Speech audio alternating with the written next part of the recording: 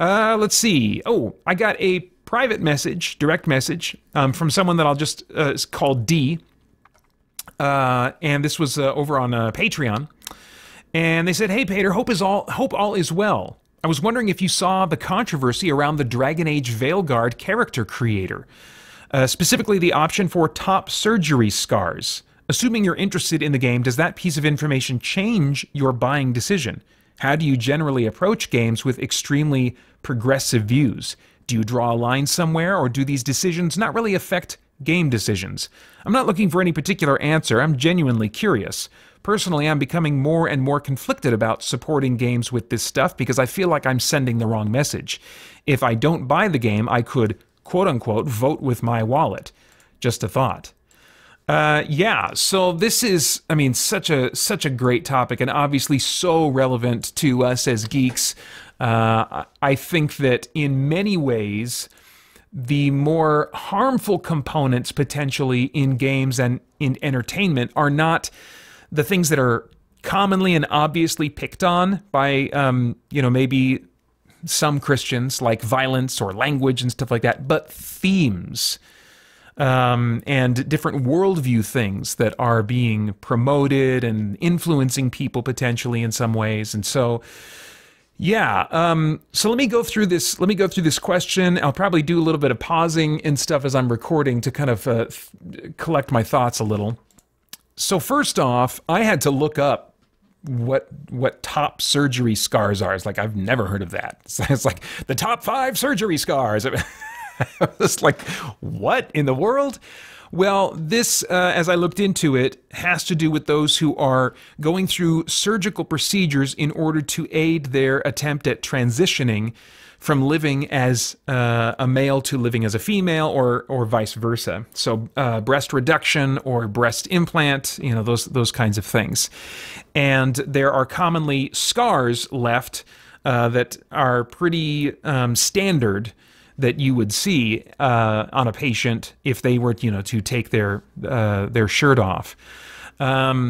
So yeah, this was very interesting.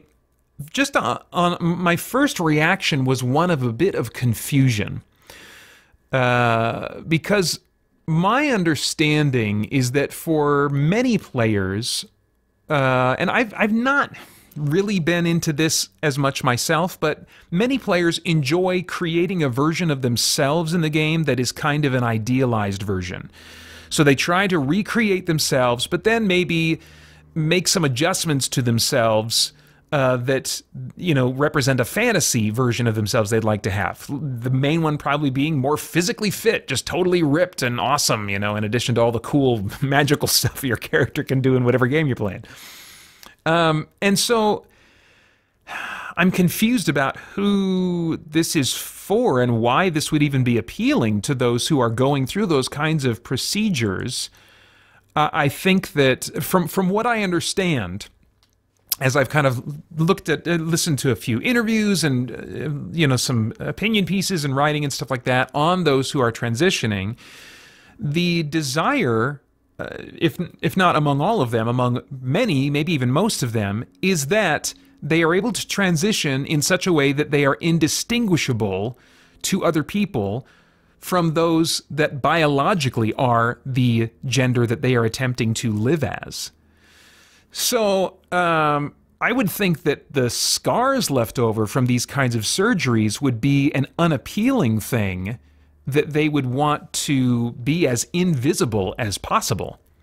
So that's just interesting to me. Unless maybe it's kind of like just an accepted reality, and so because there's no getting away from it, it has become kind of like swept up among the things that are just now celebrated and just part of the identity in their mind. So I don't know. It'd be interesting to talk to someone that desires to transition or has transitioned surgically, and what they think of this, if this is appealing to them. I can, see it going either way. That's a difficult headspace for me to get into myself anyway. So very interesting that they would go this route. Now, Is it surprising to me? I mean, in some ways it was, just because of at first, just kind of like the oddity of it, in my thinking that, like, well, why would they want these to be visible? Wouldn't you just want to play as a completely indistinguishable from biological female character, if that's kind of like your fantasy of how you want to live your life? So, yeah, it's, I kind of lost my train of thought there. Hang on. Oh, I think what I was going to say was, it was a little bit surprising in some sense, but also, like, not shocking. Like, I wasn't clutching my pearls about it, like, oh my gosh, what is the world coming to? The world is coming to crap. And I think as Christians, we just need to kind of recognize that the world is very likely to increasingly kind of go to crap.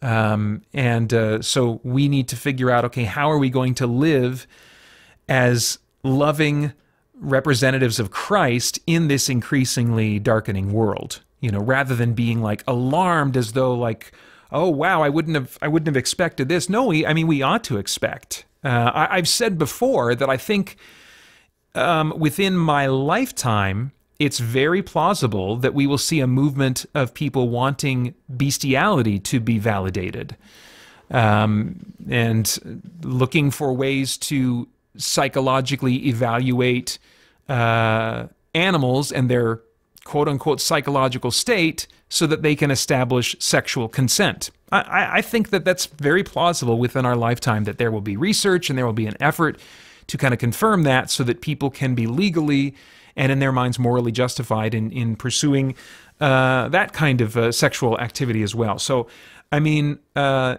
if that's kind of jarring to hear me say that, then yeah, buckle up. I mean, who knows what's coming next? That's just what I'm able to think of, and my imagination is limited. So we ought to just be expecting these kinds of things. So, so the question then is, assuming you're interested in the game, which I am, I think I've talked about that before. I've been doing a playthrough series of the Dragon Age games. I've recorded all of Dragon Age Origins, all of Dragon Age 2. I'm probably more than halfway, I think, through Dragon Age Inquisition. I'm not sure. Maybe we'll find out during my Game Save 24-hour live stream, because that's going to be the main game I play, I think. But yeah, I decided at some point, after finishing Dragon Age Origins and starting into Dragon Age 2, that, like, I'm going to do the whole series, even if, the stuff that's coming out, the previews for Dragon Age Veilguard start turning me off. At this point, I'm like, no, there's enough buzz around this game, and I think... I've already been seeing stuff about the gameplay that I'm like, this looks cool. This looks like I might even enjoy this more than Inquisition. And all signs point to me definitely enjoying it more than Dragon Age 2. So, assuming you're interested in the game, yes, I am. Does that piece of information change your buying decision? No, it doesn't. I won't say more on that yet. Let me go on to the rest of his question. How do you generally approach games with extremely progressive views? Okay, just went up to refill my drink because I was like, oh man, I'm digging into this a little more than I thought I would. I'm debating now. When I went up and refilled my drink, I was like, do I want to put this on YouTube, maybe with some B-roll of Veilguard or something, and talk about this? These kinds of really politically charged, spicy topics, I typically leave just for the podcast, because I feel like to get to this content in the podcast, you're very likely a Christian. And my content is intended for Christians. I'm not about wagging fingers at a general audience or talking about, I have no expectations, just in case, I'm just thinking now, in case this ends up on YouTube. I want to be clear, I have no expectations about the behavior of those who are non-Christians. I mean, Paul talks about that. He says, well, let me actually find that.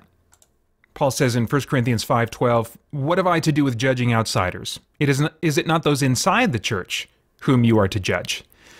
And so, I'm not in the business of, and I just know this topic can attract folks that are going to find this repellent, and the way I'm talking about this repellent.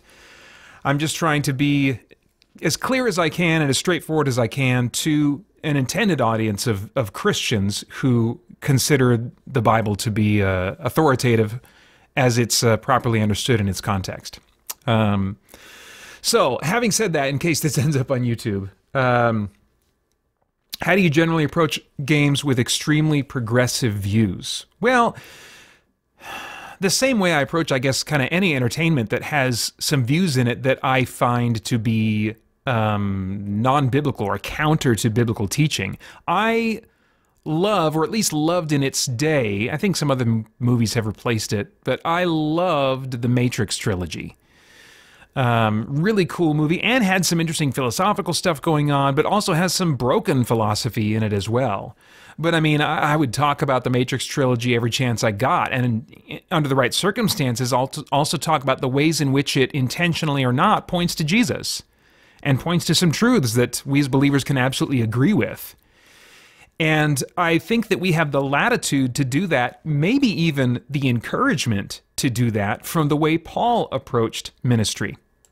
What am I talking about with that? Well, in 1 Corinthians chapter 9, Paul gives us some insight about like his approach to ministry and relating to people and being in dialogue with people in a way that could be persuasive to them. 1 Corinthians 9:19. A few verses here, but starting in 19, says, "For though I am free from all, I have made myself a servant to all, that I might win more of them. To the Jews I became as a Jew, in order to win Jews. To those under the law I became as one under the law, though not being myself under the law, that I might win those under the law.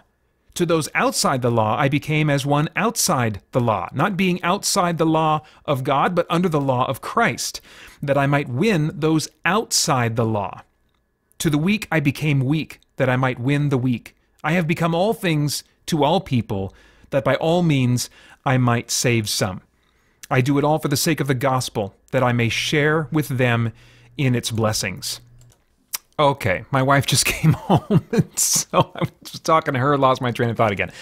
But looks like I was looking at 1 Corinthians 9:20. Oh yeah, so Paul, this was his mode of ministry, was to be familiar with the ways of those that are different from him, in order to interact with them more graciously, lovingly, effectively. And so, I mean,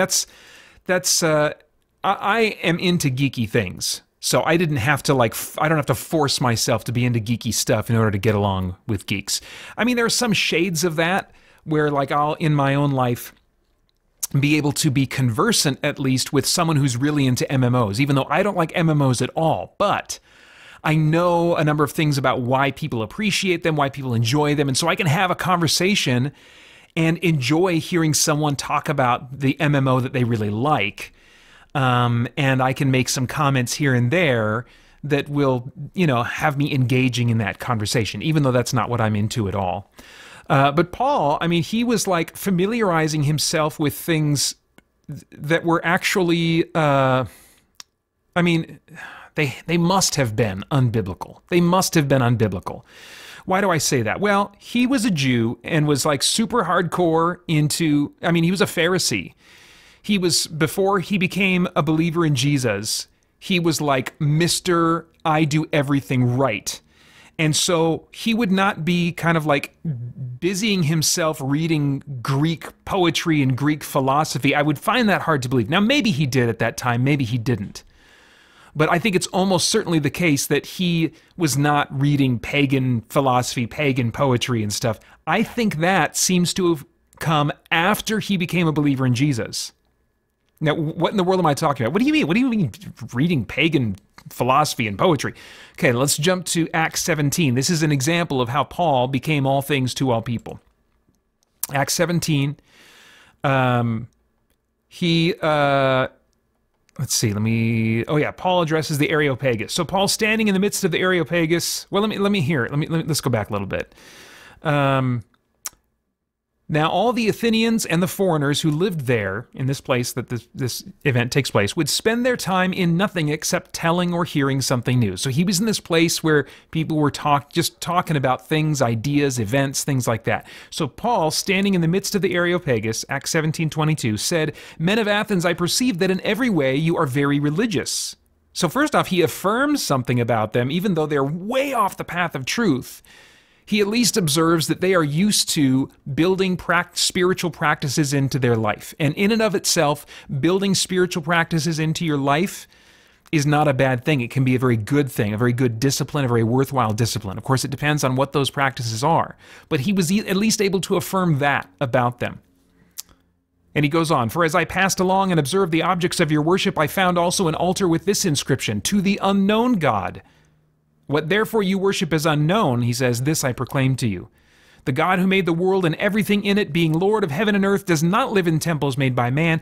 He goes on, says some more things. Let's skip down to Acts 17:27. Oh no, it's 26, let's start. "He made from one man every nation of mankind to live on all the face of the earth, having determined allotted periods and the boundaries of their dwelling place, that they should seek God and perhaps feel their way toward him and find him. Yet he is actually not far from each one of us, for," Acts 17:28, this is his reasoning, why God is not far from us. "For in him we live and move and have our being, as even some of your own poets have said.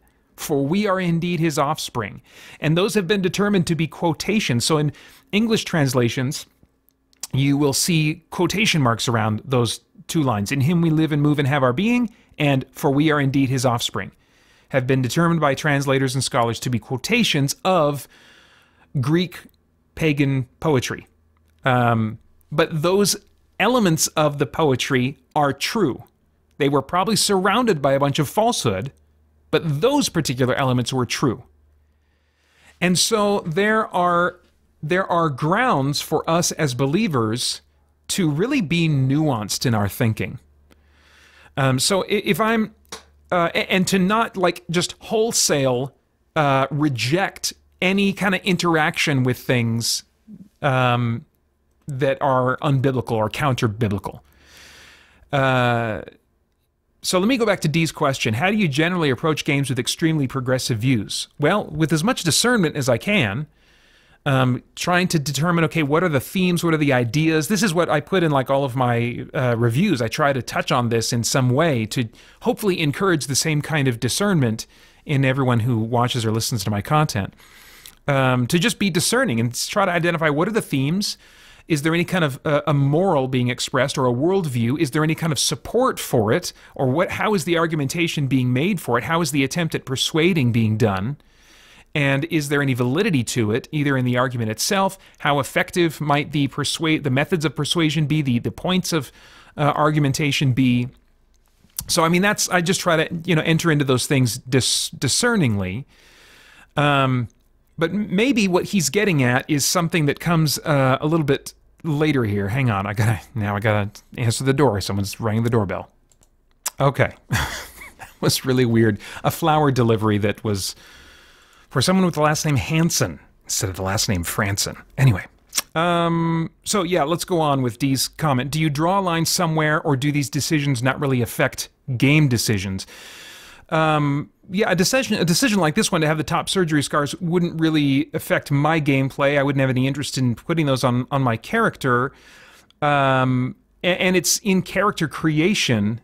What's going to have a greater effect on my gameplay is if I'm playing as a character whose motives I disagree with, but even that, I mean, like, I sometimes play as freaking evil characters that are like assassins and they're out murdering people left and right. I mean, I think that we're kind of arguably treating some issues as kind of pet virtues, pet sins, whatever, if we are kind of bothered by them, but not bothered by others. Like, if someone really if a Christian really enjoys playing the Assassin's Creed games, for example, you're murdering people left and right in those games. But then you don't want to play this one because of this option that's given in the game, and you perhaps don't want to enter into sin yourself. Well, this is a very avoidable option. Even if it wasn't, though, I would put it in the same category, as like Assassin's Creed. Like, okay, so I'm playing a character with top surgery scars because they're transitioning. I'm playing I'm playing it as an assassin who's going around and murdering people. In both cases, these are life choices that I would disagree with and that I wouldn't carry out myself. Now, I think because there's so much politically charged in a decision like this, that it would be kind of like activating a different part of me. I'd be thinking to myself, oh man, because I don't feel like by having your assassin in Assassin's Creed going around murdering people that you're making a statement that is intended to influence or shape culture. There's other things in Assassin's Creed games that I think are there to do that, but the act of going around and murdering people, or the act of going around and shooting people in some other game, is not... It's not being leveraged to try and persuade or enable or encourage a particular worldview. It's a game mechanic, and one that just kind of goes in one ear and out the other. We don't really think about it, you know. So this one's a little bit different, and so that might be a point of distraction from me entering into the game, because then my mind goes to just thinking about, man, yeah, there's just some not healthy ideas about sexuality and identity that are just really prevalent out there. And then that would take me out of the game experience, which is intended for me to be a relaxing, you know, chilled out experience. You know, now, and sometimes there's room for that. I've got, you know, I've got plenty of bandwidth in my mind and in my heart to really engage with that. But other times I'm like, you know, right now I just want something that I can chill out and relax to, and I don't want to be thinking about, in this moment, the various troubles of the world, the various things going on in the world. And so for my own sense of relaxation, I might choose to disengage. But I go back and forth on that, because I think sometimes the Lord doesn't want us to rest, and instead wants us to, when we have moments like that in a game, I think there's times where he's like, Peter, I know this is your resting time. I want you to set aside resting for a moment. I want you to pray about the people that are kind of caught up in this mindset that this game is promoting, whatever that might be. In this case, it's, you know, this transgender stuff. But I mean, that would be like kind of where my headspace is at as I'm engaging in those kinds of things. So it does sometimes affect my, I don't know if it affects my, I don't think it affects my purchasing decision. I mean, the difference would be if I'm playing a character who, like, the whole point of the game is like they're going through a transgender transition or something like that. I think I would find that just very non-conducive to relaxing my mind. And so it's not that I would never play that, but I'm far less likely to play it, because most times when I play games, it's just to chill out and relax. And, you know, my brain has been very active thinking about deep things very frequently throughout the day, just in the ministry work that I do. And so in that relaxation time, I'm kind of like, okay, I would like some less complex things to be spinning around in my head. So, but I mean, like, I think that it's absolutely within our freedom as Christians, and sometimes our responsibility, to engage with things that are counter-biblical for various reasons. There could be so many reasons for doing that. So let's go on with Dee's comment. He says, I'm not looking for any particular answer. I'm genuinely curious. Personally, I'm becoming more and more conflicted about supporting games with this stuff, because I feel like I'm sending the wrong message. Now, this is an interesting thought that I think many of us have. And it reminds me of a video that I put up a while back. Let me find the title. Okay, here we go. It went up 2 years or so ago. Titled Christians, Boycotts, and quote-unquote supporting sin with purchases. And this is one of my beefier ones. It's a 43-minute video that really tries to, from a biblical perspective, get into this idea of kind of thinking of whether or not we are supporting something by paying for it, or sometimes in some cases even talking about it. You know, Paul made an interesting move when he validated something that these Greek poets were saying. I mean, today, I think so many Christians would say, oh, no, you can't do that, because then they could be under the impression that the other things these Greek poets said were also right. And that's just you're just being too easy. You're not being clear enough with the truth, and you are allowing them to continue on into darkness. But Paul used that argumentation. He also, along the way, said these other things that are not contained in Greek philosophy and poetry, that are counter to what those Greeks would have been hearing. So he did both. He said, this is truth, and yes, he would understand this conflicts with what they've been taught under their religious systems, but he also validates the parts that they believe that are true. And we desperately need this kind of nuance in our discourse today with people that we disagree with. And I think the same is true when we are choosing what kind of content to engage with. Now,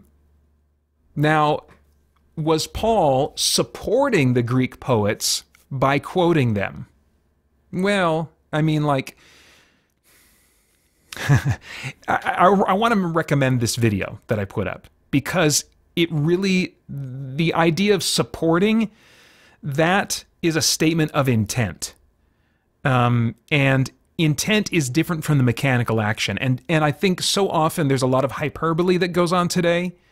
Well, if you are watching this show on Disney Plus, then you are telling Disney that all of their things that they're saying are true. There's that kind of hyperbole. Well, could they interpret my subscription that month as meaning that I approve of all the other stuff? Could they interpret me watching even those shows that have a bunch of bad ideas in them? Could they interpret that as me agreeing with those bad ideas? Well, I guess they could, because people are people. But I mean, there's no reason for them to assume that. That's an assumption that's happening on their end that is not based on good reasoning, And we are not responsible for the bad reasoning of other people, And that's also really far removed from my particular decision to buy this, particular month of subscription for Disney Plus or whatever. And so the same thing is kind of the case here. It's like, well, the net result of me purchasing Dragon Age Veilguard, could that be, seen by the developers and the publisher as I am in support of whatever their views are on transgender issues? I guess they could interpret it that way. They would be more wise to consider that it might just be that I really like D&D inspired fantasy, and I like the gameplay, and I like elements of the story, and I like being a freaking wizard and all these other things. So it's overly simplistic, I think, to reduce it down to purchase equals support. So, and Dee does say supporting games with this stuff. He's not arguing here the kind of extreme that I was talking about, where someone would say, hey, if you buy this game, you are supporting their messaging. He's not saying that, but I'm just using his comments as a springboard to get into that kind of stuff. Anyway, he says, personally, I'm becoming more and more conflicted about supporting games with this stuff because I feel like I'm sending the wrong message. So by that, I would kind of wonder, okay, so who is the message who's receiving this message? Who's the message to? Is it to just kind of like the world and other consumers as they hear reports that the game is selling really well? Is it a message to the publishers? Who is the message for? So I think like where I would kind of like want to explore more in this issue is the use of the word supporting and the phrase, I'm sending the wrong message, and the idea of message and stuff like that. Now he goes on to say, if I don't buy the game, I could quote-unquote vote with my wallet, just a thought. So that's also a phrase I would want to dig into. Okay, what do we mean by voting with our wallet? Is that kind of like a boycott type thing where it's like, I want to discourage the creation of these kinds of games or games that have this kind of content in them. And so that's how I'm doing that, is by not buying it. Well, I don't know that they'll understand your lack of purchasing as like the problem was this. Maybe they will. That's for them to figure out and sort through, but I don't know if it's going to send that message at all. And will it result in damaging the company? Is the aim to damage the company, to kind of punish them? And that gets into then issues of vengeance and how that's not really what we are called to do. There's a lot I'm just barely touching on here, guys, that I really explore more deeply and with scripture supporting it in my video, Christians, Boycotts, and quote-unquote supporting sin with purchases. So please go to, if you're interested in this, if you're taking issue with some things that I've said regarding, like, what do we do with our purchasing decisions with things we, disagree with and whatever. There's a lot more that could be said about this. I feel like I'm just stumbling a little bit now, so I'm about ready to wrap up my thoughts here. But yeah, the video, Christians, Boycotts, and Supporting Sin with Purchases at youtube.com/christiangeekcentral is what I would want to refer you to. As you're considering the kind of purchasing decision. So as scattered as my thoughts were, hopefully there's at least something that is stimulating some thinking there. If this finds its way onto YouTube and you're watching this, listening to this, and you're really angry at me because of some things that I've said about transgender issues, what I would want to say that this question doesn't lend toward me saying, but I would want to be clear about, is I feel a great deal of compassion for those who are experiencing gender dysphoria and are trying to figure out, what am I supposed to do? I just feel completely wrong in the way that I'm living, and just my life just seems upside down. How do I fix this? And I really do feel real compassion for those that are in that situation, even as much as I can. I can't relate to it. And so I would want to say, man, I wish I could understand better. My conversations with those in these kinds of situations is not non-existent, but it is very limited. But what I would say is, for everyone in that situation, what I want is for you to be happy and to live a fulfilled life, and to experience freedom from the hurt and confusion and burden and just pain that you're feeling. The disagreement that we would have is that I would not see transitioning as the solution to that. And there are some great resources from those experiencing these kinds of things, and in particular with a focus on those experiencing same-sex attraction.